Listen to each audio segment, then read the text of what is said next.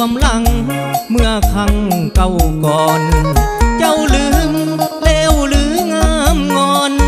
เมื่อตอนทุกข์ยากหม่นมอง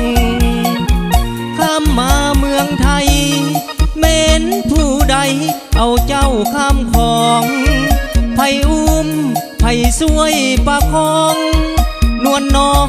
เจ้าจึงรอดตายเคยจำป้าทูเคยอดสู้ด้วยความลำบากยามจนแสนทุกข์แสนยากลำบากผัวก็จำทนย้อนเห็นแก่เมียอายยอมเสียเหื่อแห้งและกายหนักเป้าผัวยอมทำได้อยากให้เมียได้มีอยู่กินลืมแล้วลืมข้าวเหนียวบ้านเฮา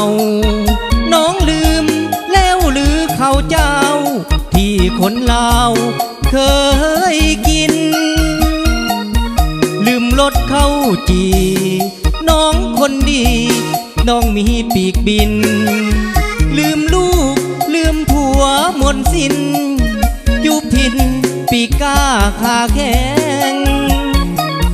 จงหวนคืนมาเถิดหน้าที่หักของอายถึงผิดผัวนี้อภัยจงได้เต่าหวนคืนมาถึงจะมนมองอายจะลองลางสวยแก้วตาถึงคนเขาจะนินทายอมก้มหน้าเพื่อลูกและเมีย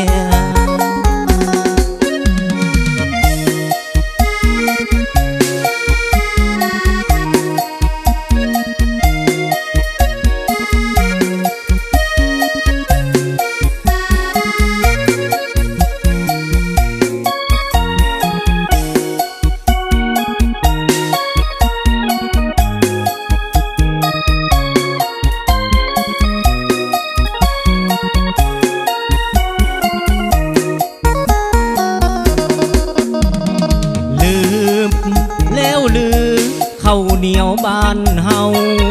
น้องลืมแล้วลือข้าวเจ้าที่คนลาวเคยกินลงรถเข้าจีน้องคนดีก็มีปีกบินลืมลูกลืมผัวมนสิ้นยุพินปีกก้าขาแข็ง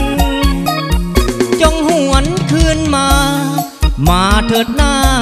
ที่หักของอายถึงผิดผัวนี้อภัยจงได้เต่าหวนคืนมาถึงจะมนมอ